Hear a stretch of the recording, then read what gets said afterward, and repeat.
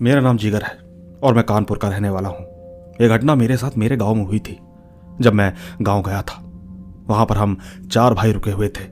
और आप लोग तो जानते ही होंगे कि गांव में वॉशरूम दूर दूर तक होता है। इसीलिए मैं और मेरा एक भाई, जिसको रात के तकरीबन 2 बजे करीब वॉशरूम लगी, उसने मुझे जगाया और कहा कि भाई जरा वॉशरूम तक चलेगा, मुझे रात में डर लग रहा है। मैंने कहा ठीक है भाई, मैं चलता हूँ। भाई वॉशरूम के अंदर चला गया और मैं बाहर खड़ा था। उसी बीच मुझे दादी की आवाज़ आई, जो कि मुझे बुला रही थी, इधर आओ बच्चा। वैसे वो जो दादी थी वो हमारे मिलने जुलने वाली थी। मैं चुपचाप उन दादी के पास गया। दादी हमेशा वहाँ पर खटिया डालकर रहती थी। वो अक्सर वहीं पर सो जाया करती थी। उनका घर वहीं पास में ही था। मैं जब उनके पास गया तो देखा कि वो अपने बिस्तर पर चुपचाप सो रही थी। समझ नहीं आया कि आखिर मुझे बुलाने वाला कौन था। और तो और सबसे बड़ी बात, जब मैंने उनकी पैरों की ओर देखा तो वो एकदम उल्टे थे। उस वक्त अचानक उन्होंने मुझे डरावनी मुस्कान दी और मैं वहां से इतनी तेज दौड़ा कि दोस्तों मैं आज तक कभी इतनी तेज नहीं भाग पाया। मैं सीधा घर पर जाकर ही रुका। हालांकि इसके बाद कुछ भी नहीं हुआ, मगर यही थी मेरी छोटी सी एक डरावनी कहानी। धन्यवाद। तो दोस्तों ये थी जिगर की कहानी। हालांकि गांव में अक्सर ऐसे छोटे मोटे किस्से होते रहते हैं, मगर इनके साथ जो हुआ वो अचानक बहुत ही डरा देने वाला था। पर खैर, मैं ले चलता हूं आपको हमारी आज की दूसरी कहानी की ओर। आइए सुनते हैं।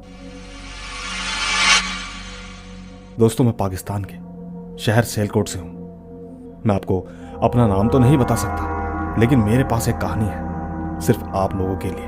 अगर पसंद आई तो कमेंट और लाइक जरूर करना।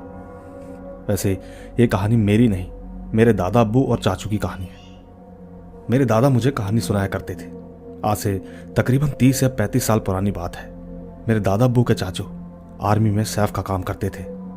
उस बीच उन्हें 2 हफ्ते बाद छुट्टी होती थी। इसी तरह जब एक दिन उनकी छुट्टी हुई तो उन्हें बस छोड़ने आई थी, लेकिन उस दिन वो काफ़ी लेट हो गए थे। उस वक्त उनके पास काफ़ी भारी बैग था। बैग के अंदर डॉल वगैरह थी। रात के तकरीबन 11:30 हो चुके थे। उस वक्त उन्होंने सोचा कि आज देर बहुत हो चुकी है, क्यों ना मैं शॉर्टकट लेता हूँ। शॉर्टकट वाला रास्ता जंगल में से होकर जाता था। वो ठीक जब उस रास्ते से जा रहे थे तो अचानक उन्होंने देखा कि उनके साथ एक आदमी चल रहा है।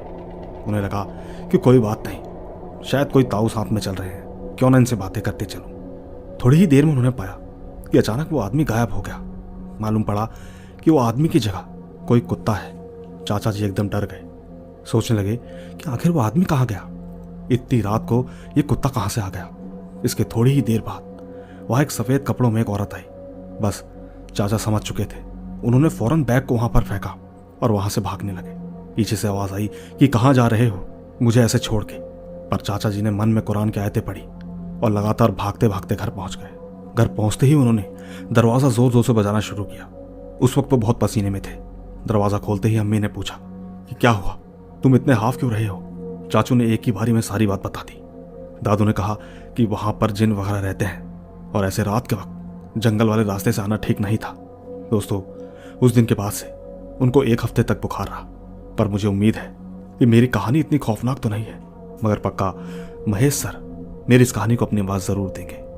बाकी मेरे दादा अब्बू और चाचू की डेथ हो चुकी है और अब हम सभी दादी अम्मी के साथ दुबई में शिफ्ट हो चुके हैं। धन्यवाद। तो दोस्तों ये थी इनके अब्बू की कहानी। हालांकि वो जिंदा तो नहीं है, मगर जो कहानी इन्होंने सुनाई, इस तरह की कई कहानियां मैं आपको पहले भी सुना चुका हूं। कहीं ना कहीं लगता है कि सच में ऐसा कुछ होता है। बाकी दोस्तों ले चलता हूं आपको हमारी तीसरी कहानी की तरफ। आइए सुनते हैं। मेरा नाम सोमा है और ये कहानी मेरे खुद के साथ बीती हुई घटना है। आज से तकरीबन 9 साल पहले, तब मैं 15 साल की थी। एक दिन रात के 2-3 बजे के करीब खबर आई कि मेरी दीदी के सास को हार्ट अटैक के कारण देहांत हो गया है। मेरी दीदी का घर हमारे घर से 1 किलोमीटर की दूरी पर है। मैं, मम्मी और पापा तीनों उनके घर की ओर निकल पड़े। सच कहूं तो वैसे तो मैं भूत प्रेत से बहुत डरती हूं और मैं अकेले अपने रूम में भी नहीं बैठती, लेकिन उस दिन आधी रात को मैं चलते हुए दीदी के घर जा रही थी। मैंने उस वक्त मम्मी पापा किसी का भी हाथ नहीं पकड़ा था। आधी रात को बिना हाथ पकड़े मैं जल्दी उनके घर पहुंचना चाहती थी। किस्मत से हम आराम से वहां पहुंच गए। फिर जाकर देखा कि सब लोग बॉडी को बाहर बरामदे में लेकर बैठे हैं। मैं भी ठीक उनके पास जाकर बैठ गई और उनका चेहरा देखने लगी। वो मुझे बहुत प्यार करती थी, क्योंकि मैं जब 6 साल की थी तब मेरी दीदी की शादी हुई थी। खैर, थोड़ी देर के बाद उनके हाथों में अपना हाथ रखा। उस बीच मुझे ऐसा लगा कि जैसे मेरे हाथों को उन्होंने कसकर पकड़ा हो। जैसे तैसे मैंने अपना हाथ छुड़वाया, लेकिन सच कहूं तो यह बात मैं किसी को बता नहीं पाई। मेरे मन में ये चल रहा था कि कहीं ये जिंदा तो नहीं है। फिर सोचा कि ये फिल्म थोड़ी ना है, मरा हुआ इंसान जिंदा कैसे होगा। पर खैर, उनकी अंतिम क्रिया हो गई। मेरी दीदी को पता नहीं था कि वो उस वक्त प्रेग्नेंट है। फिर 10 महीने बाद दीदी को लड़का हुआ। 1 महीना बीत गया। एक दिन मैं अपने भांजे को एक रूम से दूसरे रूम की ओर ले जा रही थी कि तभी मुझे एक औरत की परछाई दिखी। उसके बाल खुले हुए, लेकिन जिस दिशा में वो परछाई दिखी उस तरफ एक दरवाजा है जो कि बंद था। सच कहूं तो ये देखकर मैं एकदम से भागी। दीदी ने पूछा कि क्या हुआ। मैंने कहा कुछ नहीं, ऐसे ही। दोस्तों, मैंने इसीलिए कुछ नहीं बताया क्योंकि मैं ऐसे साया परछाई देखकर सबको बोल देती थी और कोई विश्वास नहीं करता था। तो मैंने यही सोचा कि बोलकर कोई फायदा नहीं है। मगर वो परछाई घर में घूमती थी तो मुझे दिखती थी। सच कहूं तो मैंने दीदी के घर जाना कम कर दिया है, लेकिन इसके कुछ दिन बाद मेरी दीदी की जेठानी को वो परछाई दिखी। लेकिन जब उन्होंने सबको बताया तो सबने उनके ऊपर यकीन किया और ठीक किसी बाबा को दिखाया। बाबा ने बताया कि उनकी सांस की अतृप्त आत्मा है, कुछ दिन संभल के रहना। 1 साल पूरा होते ही ये अतृप्त आत्माएं चली जाती हैं। खैर, 1 साल पूरा हुआ और 6 महीने बीत गए। दीदी की ननद आई हुई थी तो अचानक रात को उन्हें खिड़की थपथपाने की आवाज आई। खिड़की कांच की थी तो उन्होंने बिना लाइट जलाए झांक कर देखा कि आखिर कौन है। नजरें बाहर गई तो वो खिड़की के पास डर के मारे बैठ गई। उनको देखकर दीदी के ससुर ने पूछा कि क्या हुआ, कौन है बाहर, कुछ तो बोल। तभी अचानक फिर से आवाज आई तो उनसे ना पूछकर वो खुद ही देखने चले गए। उन्होंने जैसे ही खिड़की से बाहर की तरफ झांक कर देखा तो पाया कि उनकी पत्नी वहां खड़ी थी। वो अपनी पत्नी को देखकर अचंभित रह गए। उनकी पत्नी ने उनसे कहा, क्यों जी, खिड़की खोलो। वो बार बार खिड़की खोलने की जिद करने लगी, लेकिन उन्होंने खिड़की नहीं खोली। कहने लगी कि मैं आपकी वजह से जा नहीं पा रही। अगर मुझे पता होता कि आप मुझे ऐसे इग्नोर करेंगे तो मैं पहले ही चली जाती। ठीक है, तुम खुश रहना, मैं अब कभी नहीं आऊंगी। दोस्तों, इन सब के बाद से उनको कभी किसी ने नहीं देखा। आप मानो या ना मानो, लेकिन ये एकदम सच है। इसी के साथ मैं आपको एक दूसरी कहानी भी सुनाए चलती हूँ जो कि मेरे साथ घटी थी। साल 2022 में मैं और मेरे पति अपनी 3 साल की बेटी को लेकर उनकी दोस्त की शादी में गए थे। शादी तेजपुर में थी, वहाँ मेरा मायका है। सच कहूँ तो मैं बहुत एक्साइटेड थी, लेकिन जहाँ हम शादी अटेंड करने गए थे वहाँ बहुत दूर दूर तक धान की खेती थी। साथ ही वहाँ पर एक स्कूल भी था। माँ का व्यू इतना अच्छा था कि मैं अकेले पंडाल के बाहर घूम फिर रही थी। उस वक्त शायद रात के 2 या 3 बज रहे होंगे। पर खैर, 4 बजे के करीब मेरे जीजा जी वहाँ हमें घर ले जाने के लिए आए, क्योंकि मेरी बेटी बहुत डिस्टर्ब कर रही थी।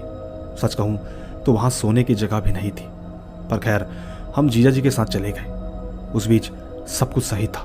वैसे हम गुवाहाटी के चंगसारी में रहते हैं। इसके 3 महीने बाद मेरी बेटी एक दिन दौड़ के घर से बाहर निकल गई।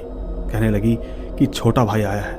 वैसे दोस्तों, वो हमेशा इसी तरह दौड़ लगाया करती थी छोटे भाई के साथ। उसे अक्सर उसके साथ खेलना होता था, लेकिन हम उसकी बातों को टाल दिया करते थे।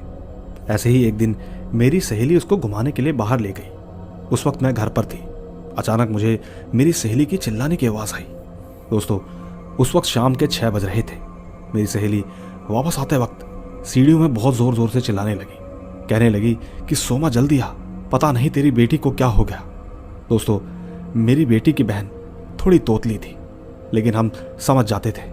मैंने पूछा कि क्या हुआ, तो उसने बोला कि छोटा भाई मुझे आंटी की गोद से खींच रहा था। हम लोग एकदम से डर गए कि आखिर क्या बात है, ये कौन से छोटे भाई की बात कर रही है। दोस्तों, उस दिन रात को मेरी बेटी बार बार चिल्लाकर उठ रही थी। हम तुरंत ही उसको किसी को दिखाने के लिए ले गए। दोस्तों, उन्होंने बताया कि मैं किसी दूर जगह गई थी। वहाँ से मेरे साथ एक छोटे बच्चे की आत्मा मुझे उसकी माँ समझ कर आ गई, लेकिन अब वो मेरी बेटी को सहन नहीं कर पा रही है। वो चाहता है कि मेरी बेटी को मार दे। वो बस अकेला मेरे साथ रहना चाहता है। दोस्तों, ये सब सुनने के बाद मेरी आंखों से पानी निकल गया। फिर उन्होंने मुझे और मेरी बेटी को एक ताबीज़ दिया और 1 महीने तक रखने को कहा। 2-3 दिन बाद मैंने मेरी बेटी से पूछा कि तुम्हारा छोटा भाई कहाँ है, लेकिन सामने से कोई जवाब नहीं आया। पर एक दिन दोस्तों, मैंने पाया कि मेरी बेटी खिड़की से किसी को देखकर हंस रही थी। मैंने पूछा कि क्या हुआ, तुम हंस क्यों रही हो? तो उसने बताया कि माँ, वो उसके ऊपर बैठा हुआ है।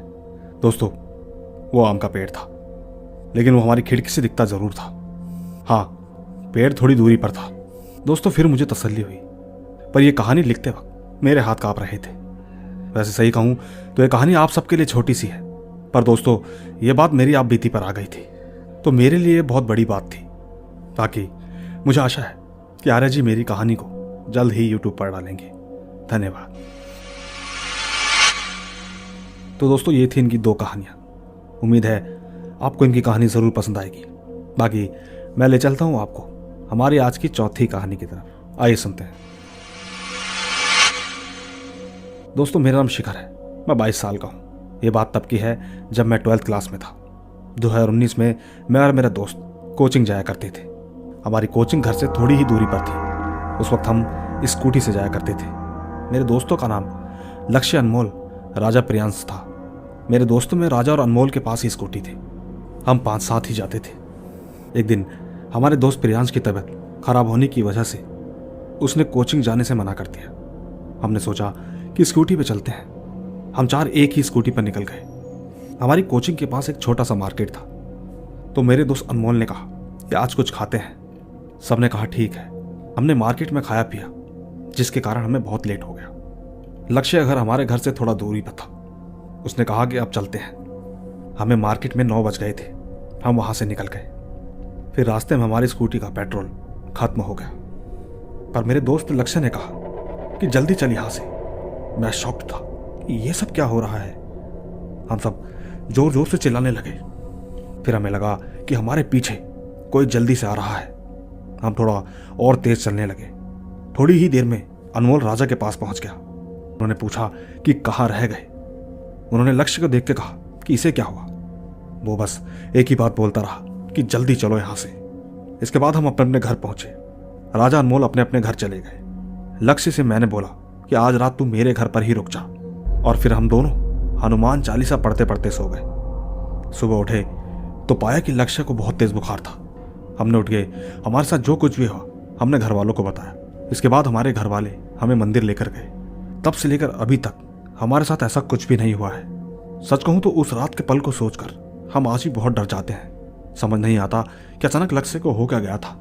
उसके हाव भाव ऐसे थे कि हमें उससे डर लगने लगा। हालांकि इसके बाद से मैंने वहां कोचिंग जाना बंद कर दिया। बस इतनी ही थी ये कहानी। तो दोस्तों, देखा आपने, ये थी हमारी आज की कहानियां। मुझे उम्मीद है इस नए साल की शुरुआत में आप सबको ये कहानियां जरूर पसंद आई होगी। तो दोस्तों, अब वक्त है मुझे अपनी आवाज को विराम देने का। बाकी मैं मिलता ही रहूंगा आपसे इसी तरह की रोमांच भरी रहस्यमयी कहानियों के साथ। बस तब तक आप अपना और अपने परिवार का ख्याल रखें। चलता हूं। Bye bye.